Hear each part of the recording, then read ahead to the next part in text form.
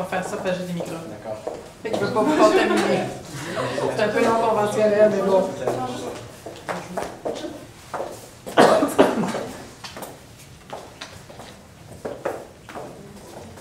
Avant de commencer, j'ai juste quelques règlements en ligne. Chaque équipe dispose de 20 minutes afin de présenter son corps au juge. J'afficherai un canton pour les 10, les 5, les 2 dernières minutes, ainsi que les 30 dernières secondes de la présentation. Pour les 10 dernières secondes, je vais vous afficher avec mes doigts combien de secondes il reste exactement. Si vous n'avez pas terminé votre présentation après 20 minutes, elle se verra arrêtée pour passer à la première question, qui est de 5 minutes. Et voici à quoi les cantons sont. Veuillez noter que vous ne pouvez en aucun temps dévoiler le nom ou la provenance de votre université. Je laisse maintenant les juges se nommer. Vous pourrez ensuite débuter votre présentation. Bonjour, alors Évangile de Plante, gestionnaire du groupe ressources humaines pour l'Est du Canada. Bonjour, Michael Chan, recruteur universitaire pour l'Est du Canada. Aziz Onima, professeur de gestion de ressources humaines de l'Université de Sherbrooke. Parfait, donc bonjour. Alors, on vous remercie d'avoir choisi notre entreprise pour trouver des solutions à votre recrutement. On est très fiers d'avoir travaillé pour vous, étant donné que vous êtes une entreprise qui a beaucoup de succès, qui est très impliquée et qui fait des très bonnes actions dans la société. Ah, tu vas devoir utiliser la souris. Oui, ça fonctionne pas. Voilà. Donc, je vais prendre le contrôle de la souris à partir de maintenant. Ouais. On commence avec l'agenda, donc une petite présentation de notre séance d'aujourd'hui. On y va avec une mise en contexte quand même assez brève, étant donné que vous connaissez l'entreprise, c'est vous. Donc, ensuite, les enjeux, le mandat qu'on a ressorti de votre cas. Ensuite, on y va avec notre stratégie. On vous garantit c'est la meilleure. On y va en 3 phases. Donc, on y va avec l'image, engager et unir la famille. C'est les thèmes qu'on a choisis, puis on va vous les présenter tout à l'heure. Ensuite, on présente aussi l'échéancier, un budget quand même pas trop détaillé, mais vous allez comprendre quand même assez bien. Une synthèse pour reformuler un bon wrap-up, une conclusion. Ensuite, c'est à vous les questions. Donc, tout d'abord, Target, c'est une entreprise qui est arrivée récemment au Canada, comme vous le savez très bien.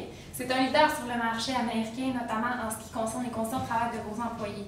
Donc, ils ont d'excellentes conditions de travail, mais aussi par rapport au climat de travail qu'il y a dans vos différentes compagnies. De plus, vous offrez un excellent service à la clientèle. Donc, vos employés sont sollicités à offrir un très bon service à la clientèle. Afin que tous les clients trouvent tout ce qu'ils veulent à la même endroit. Vous vous impliquez énormément aussi socialement, donc vous remettez 5 % de votre chiffre d'affaires soit dans les sociétés où est-ce que vous êtes impliqué, mais aussi à des entreprises de charité. Ça, c'est très important et on trouve que c'est vraiment un bon moyen. Par la suite, donc, la mission de votre entreprise Target, c'est d'offrir de la qualité à faible coût. Donc, trouvez mieux, payez moins. Donc, ça véhicule très bien le message que l'entreprise tente de démontrer et on croit que c'est un excellent slogan. Ensuite, on y va un peu avec les chiffres. Target, c'est actif depuis plus de 40 ans, surtout sur le marché américain, mais vous êtes arrivé au Canada récemment. C'est 27 000 employés, c'est pas rien. Donc, c'est une grosse entreprise. Près de 70 millions de dollars, vous avez écrit 69 millions, mais nous on arrondit. Donc, c'est des ventes qui ont été faites en 2011, on est certain que ça les a atteints aujourd'hui en 2014-2015. Donc, les 27 000 employés qui contribuent au chiffre d'affaires. Donc, c'est 130 magasins, dont 32 dans l'Est du Canada. Les 200 employés par magasin, là, ils ont besoin des chefs d'équipe, des chefs d'équipe cadres, donc c'est 30 à 50. C'est là-dessus qu'on va préciser le recrutement. Donc, les enjeux qu'on a dénotés dans le cas qui nous a été présenté, c'est d'abord la concurrence, non seulement au niveau des produits qu'on retrouve, par exemple, avec Walmart, avec Sears, avec les autres magasins comme ça, mais aussi au niveau de l'employabilité, c'est-à-dire que ces personnes-là engagent le même type de personnes que nous, on recherche. Donc, la concurrence, c'est vraiment un facteur important à considérer dans notre recrutement. Aussi, au niveau de la description des postes, ça a été clairement énoncé que certains employés se présentaient et n'étaient pas convaincus, n'étaient pas sûrs qu'ils devaient travailler en succursale. Donc, c'est quelque chose qui est important de retravailler. Également, en général, le commerce de détail n'a pas une image qui est très attirante auprès des employés en général, qu'ils soient étudiants ou qu'ils soient des gens plus expérimentés. On a retrouvé aussi l'éligibilité des stagiaires. Vous nous disiez que les premières années étaient trop jeunes ou n'avaient pas assez de cheminement à l'école, les troisièmes années n'étaient plus admissibles. Puis aussi, finalement, la période de dépôt des candidatures qui n'est pas synchronisée avec le moment où les étudiants postulent pour les stages ou pour les emplois. Donc, ce sont ces enjeux-là qu'on va essayer de retravailler, qu'on va essayer d'améliorer pour votre stratégie de recrutement. C'est bon. Donc, ce qu'on a compris de votre mandat, c'est que, premièrement, c'est important d'identifier les obstacles pour pouvoir les contrer, donc, entre autres, avec les enjeux qu'on vient d'énumérer. C'est aussi important de trouver des stratégies pour diagnostiquer les difficultés potentielles qui pourraient se présenter, parce que ça, c'est les difficultés actuelles. Ça ne veut pas dire que si on les règle, il n'y en aura plus dans le futur. Également, on veut vous trouver des façons pour favoriser la rétention, malgré que ce ne soit pas un problème chez vous, puisque vous avez un très bon taux de roulement, qui n'est pas problématique encore. Mais comme je disais, c'est quelque chose qui peut se présenter dans le futur, donc si on le règle maintenant, on fait de la prévention au lieu de... Vaut mieux prévenir que guérir, comme on dit. Donc, pour répondre à notre mandat, tout d'abord, on a une stratégie qui est en 3 phases. Donc, d'abord, on veut jouer sur l'image que Target a auprès de la population, non seulement auprès des clients, mais aussi auprès des employés potentiels et de la population en général. Donc, en travaillant là-dessus, en améliorant ça, ça va être un premier pas dans la stratégie pour améliorer la situation actuelle. Par la suite, on veut travailler sur le recrutement. Donc, en recrutant que ce soit des diplômés ou des gens expérimentés, on a cru aussi important de viser des personnes qui ont davantage d'expérience, car ça peut amener une autre touche à l'entreprise Target. Comme troisième phase, la rétention des employés. En effet, c'est très important de retenir ces employés, que ce soit en les motivant davantage ou en favorisant un meilleur sentiment d'appartenance auprès de l'organisation. Donc, en travaillant là-dessus, ça va permettre davantage à l'organisation d'avoir un meilleur recrutement et de conserver ses employés en les gardant motivés. Donc, pour ce qui est de la première phase, l'image de Target, pourquoi est-ce qu'on a misé là-dessus? C'est tout d'abord parce qu'en permettant une meilleure image, en améliorant le positionnement comme employeur de choix, ça va déjà permettre à la population en général, les personnes qui peuvent postuler dans l'entreprise comme chef d'équipe, comme on le retrouve dans vos documents, eh bien, ça va permettre à l'entreprise d'améliorer son image, d'améliorer sa visibilité auprès de la population et ça va se refléter par des effets positifs pour l'entreprise. Donc, pour ça, on aimerait que la population soit davantage au courant de la responsabilité sociale dans laquelle vous vous impliquez, qu'elle soit davantage au courant que vous redistribuez 5% de votre chiffre d'affaires à la population. Donc, on aimerait aussi miser sur le fait que l'environnement de travail est très dynamique. Comme on l'a vu par des commentaires, c'est très important de signifier que l'environnement de travail est bien auprès de l'organisation. Ça va inciter les gens à croire davantage que l'entreprise mise dans son personnel, à améliorer la visibilité ainsi que l'image de l'entreprise. De plus, en travaillant en démontrant à la population que dans l'entreprise, il y a la possibilité de procéder à des mouvements à l'interne dans les différents postes, que ce soit en travaillant comme chef d'équipe de marketing ou en ayant la possibilité de travailler en gestion des ressources humaines, ça va démontrer à la population qu'il y a une possibilité d'avancement, qu'il y a une possibilité de mutation et motiver davantage les gens à postuler. Comment qu'on va le faire? Donc, le premier moyen qu'on a trouvé, d'abord, c'est la radio. Donc, on sait que la radio, tout le monde l'écoute. Les gens qui travaillent l'écoutent, les gens qui vont à l'école l'écoutent. Donc, quand tu rentres à travailler, tu es dans ta voiture, tu vas écouter la radio, tu vas savoir que Target, tout ce que j'ai donné précédemment, tu vas savoir aussi qu'il offre de nouveaux postes qui sont très intéressants pour la population, pour les personnes ayant le profil et les compétences pour le faire. Donc, en motivant les gens, en les renseignant là-dessus, ça va permettre à l'entreprise justement d'améliorer l'image comme employeur de choix. Donc, que ce soit les gens qui travaillent, que ce soit les gens à l'école, ça va toucher tout le monde. De plus, dans les documents que vous nous avez soumis, on a vu que vous avez une très grande implication auprès de la société, comme je l'ai dit plus tôt, en investissant dans la population. Et on croit que c'est quelque chose qui est très important à continuer, qui est très important à miser. Donc, en renseignant la population sur ces informations-là, ça va permettre d'améliorer l'image d'employeur de choix en général de l'organisation.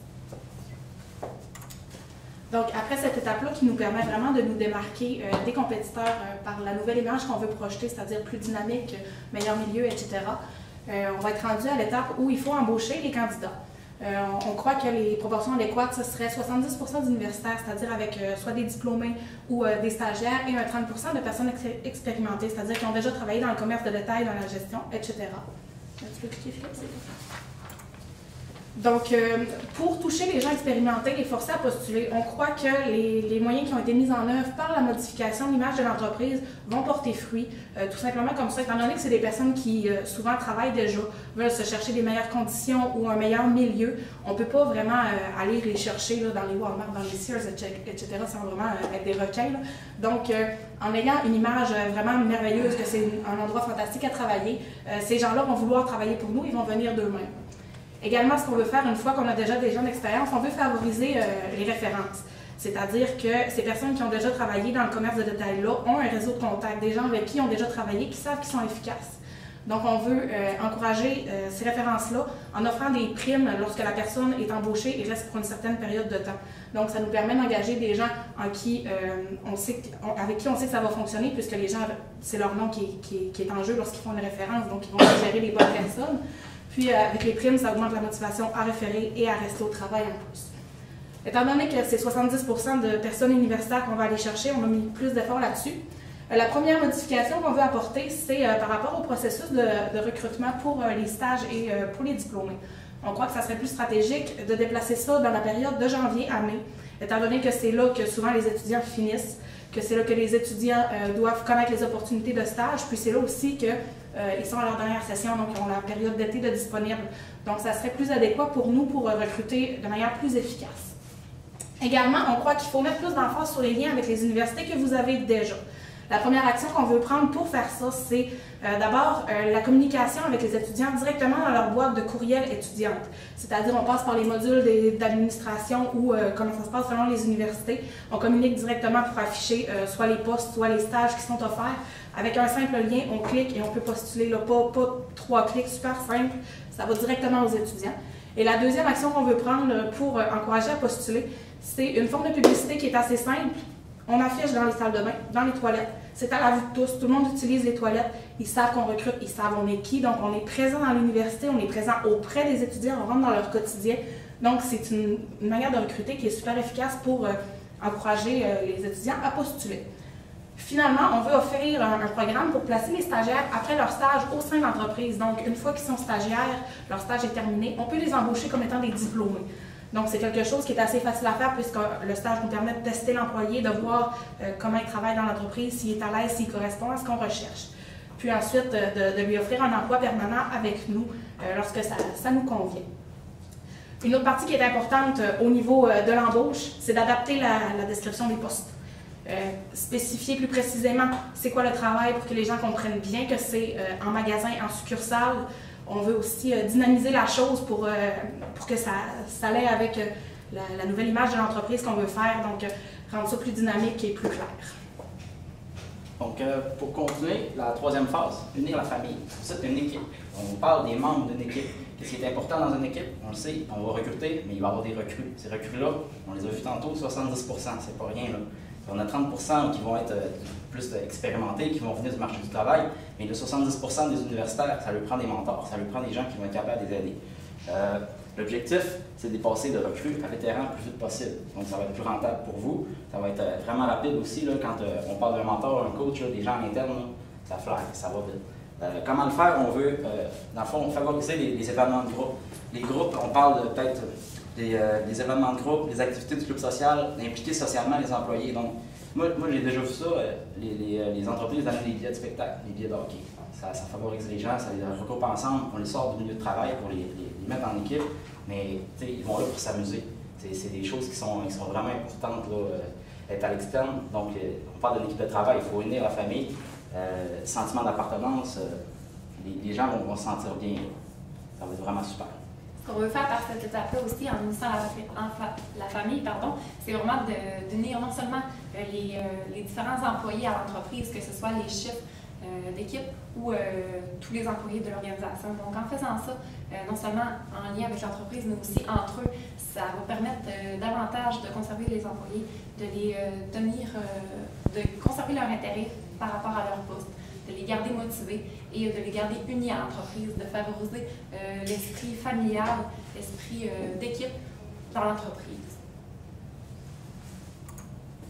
Donc, au niveau de l'échéancier, on vous a fait un plan sur un an. À partir de maintenant, La première étape, ça serait d'embaucher, comme on vous avait dit tantôt, de janvier à mai, les processus d'embauche pour les stages. Donc, les affichages, les communications avec les universités, etc.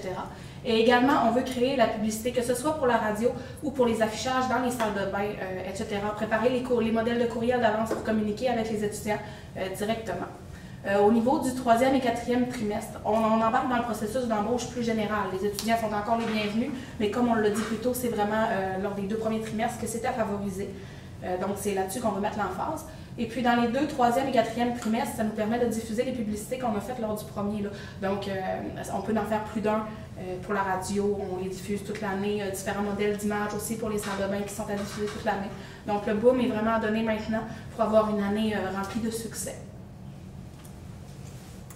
Pour ce qui est du budget, étant donné que vous ne nous avez pas alloué de montant précis, on est allé avec nos priorités et on a établi des pourcentages. Donc, peu importe ce que va être votre budget, on n'aura qu'à adapter les montants en fonction de ça. Pour la première phase, on veut allouer 50% du budget, puisque c'est de ça que découlent toutes les autres actions.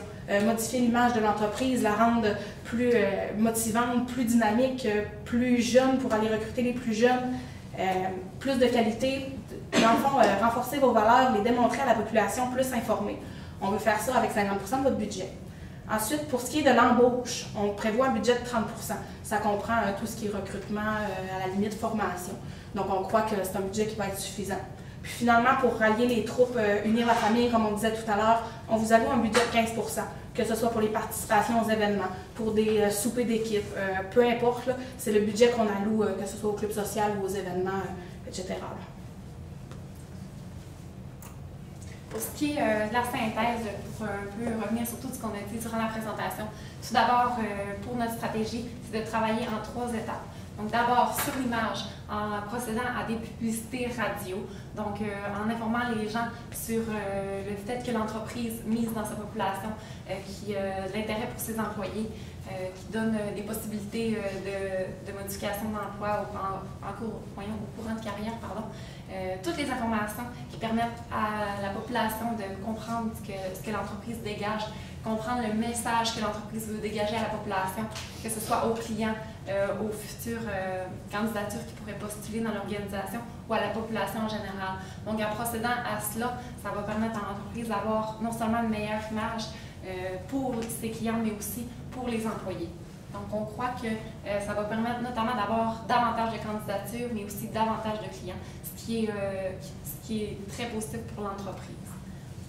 En deuxième phase, procéder à l'embauche, donc en procédant à du référencement par les employés, ça va permettre non seulement aux employés d'obtenir des primes si la personne reste plus de 6 mois au sein de l'organisation, donc ça va être très motivant pour les employés qui sont présentement en place dans l'organisation, mais aussi ce qui va aider, c'est que ça peut affecter leur crédibilité d'employé. Donc, s'il réfère quelqu'un qui ne correspond pas au poste ou qui n'a pas les compétences, ça va nuire à sa crédibilité à lui et il n'obtiendra pas la prime. Donc, c'est positif pour l'organisation, pour avoir de nouveaux employés et pour se faire connaître davantage par la population.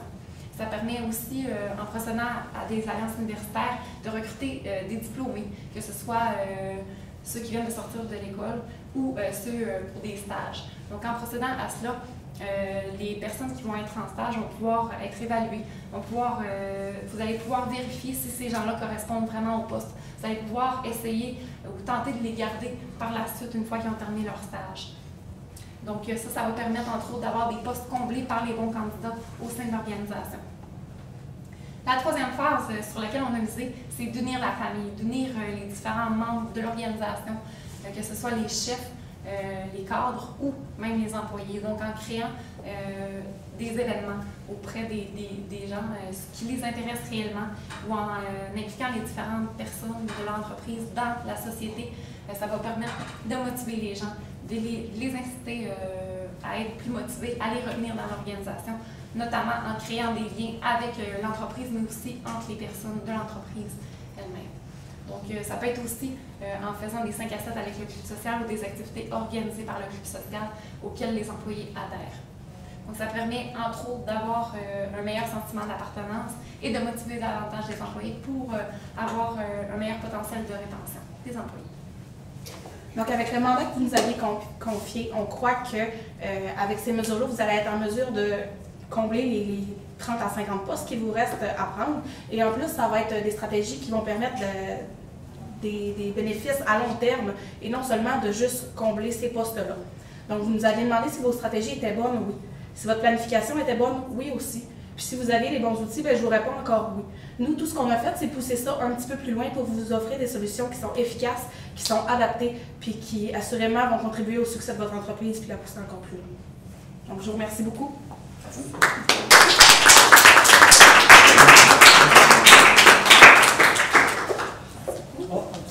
Des questions? Pas de questions aujourd'hui. Maintenant, en fait, je suis curieux de savoir pourquoi vous avez choisi la radio comme étant le moyen de contacter tous les étudiants, vu qu'on cible plutôt que les étudiants pour la majorité de nos postes, et la radio, ça touche à plusieurs personnes. D'abord, est-ce que vous pensez que c'est la meilleure façon, vu que ça va coûter cher probablement dans chacune des villes pour l'Est du Canada? Et aussi, pourquoi vous n'avez pas décidé de choisir autre moyen pour vraiment viser que les étudiants? Bien, en fait, les étudiants, on les vise surtout par les communications qui sont à l'interne de l'université. On s'est dit qu'il fallait aussi aller recruter les personnes d'expérience. C'est surtout pour ceux-là qu'on a choisi la radio parce qu'ils ne sont pas nécessairement faciles à toucher. On a pensé aux médias, à d'autres médias, par exemple la télévision, qui est, soit dit en passant, extrêmement plus chère que la radio, qui est aussi touche pas autant de personnes parce qu'on n'est pas toujours exposé à la radio. Dans les commerces, on entend la radio, on peut entendre les publicités, dans l'auto en revenant du travail, à la maison, des fois on la laisse allumer juste pour avoir. On l'entend quand même malgré nous. Donc, ça permet de toucher beaucoup de gens. Ça permet de les toucher tout le temps aussi. Puis, ça touche les universitaires, mais surtout les gens d'expérience aussi. Ce qu'on croyait aussi, c'est que pour aller recruter le personnel expérimenté, les gens qui travaillent déjà dans le domaine, qui travaillent par exemple dans les commerces de détail de grande surface comme votre entreprise, eh bien, c'était le meilleur moyen selon nous parce que la radio joue pendant leur heure de travail et puis ça leur permet de savoir que du recrutement chez Target, ça permet de savoir les bonnes conditions de travail que votre organisation offre, dans quoi vous vous impliquez. Donc, ça permet de connaître davantage votre organisation et d'être au courant davantage. Ça permet donc de les rejoindre davantage. Ce qu'on a trouvé intéressant, c'est que ça permettait en plus un petit côté marketing de dire on est arrivé chez vous, on est là, on est bon, on a des bons produits, on n'est pas cher, on est accessible à tous. Donc, c'est vraiment un outil qui permet de toucher plusieurs choses, là. Autant l'image de la compagnie, ça permet de faire de la publicité pour l'arrivée, ça permet de recruter les gens. Puis, pour revenir sur les universitaires, on fait vraiment du travail en interne, c'est sur ça qu'on a accès. À l'opposé d'une campagne télévisuelle, on peut cibler les radios locales. Radio directement dans les milieux. Donc, si on vise l'Ontario, on va directement avec la radio de l'Ontario. L'Est du Canada, ça va du Nouveau-Brunswick à l'Ontario. Si on vise le Saguenay-Lac-Saint-Jean, le Québec, Montréal, l'Outaouais, on peut aller directement dans les radios là-bas. C'est plus facile de rejoindre directement les gens. Puis je suis d'accord avec vous, vous avez montré que 50% de votre budget, ça allait pour promouvoir l'image de la marque. Alors, qu'est-ce que vous allez faire pour générer de l'intérêt dans le poste qui est vraiment dans le commerce au détail? Fait que j'aimerais savoir un peu plus sur vos pensées sur ça. Pouvez-vous... Moi, j'ai compris la question. En fait, une des seules façons... En fait, le plus gros problème, pourquoi on a de la misère à recruter, on croit que c'est parce que le milieu n'est pas attirant. Il n'est pas sexy, si je peux le dire. Là. Donc, ce qu'on veut, c'est démontrer à quel point ça peut être le fun de travailler là. Donc, avec ces campagnes-là, en changeant l'image, en rendant pas le commerce au détail, Target spécifiquement, on permet de se démarquer, on permet de dire que c'est cool de travailler chez Target, c'est le fun, c'est dynamique. Donc, on modifie l'image auprès du public, on modifie l'image auprès des futurs employés, parce que si c'est cool de travailler chez Target, il n'y a plus la barrière de la conception que les gens ont. Puis en améliorant aussi l'image au sein de la population, en mettant 50% du budget, ça permet justement aux nouveaux diplômés d'être au courant davantage de ce que Target offre et ça permet entre autres à votre entreprise d'être plus concurrentielle par rapport aux autres domaines dans lesquels les nouveaux diplômés pourraient postuler. Ça permet d'être davantage connus. Peut-être c'est ça que je n'ai pas compris alors, parce que l'image, c'est pas juste la radio puis les implications sociales qu'on avait fait ou ça faisait partie? En fait, ça fait partie, mais un travail sur l'image, c'est quelque chose qui se fait à plus long terme, c'est quelque chose qui va prendre du temps, ça va prendre beaucoup d'action, ça va être par les messages, ça va être par l'ambiance qu'il y a dans les magasins sur laquelle vous n'avez pas à travailler, vous êtes efficace là-dessus, vous avez un bon service, vous avez un milieu dynamique, des employés qui connaissent ça dans quoi ils travaillent, donc c'est juste des campagnes pour pousser plus loin, là, comme je disais dans ma petite conclusion. On amène ça à un niveau de plus pour être connu plus large. Merci. C'est bon, merci. Merci beaucoup.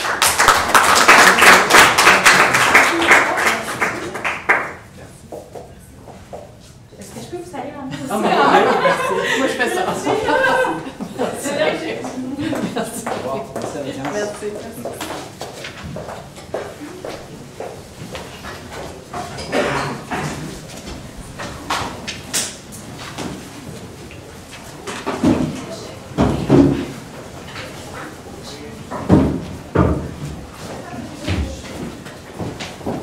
Satisfait.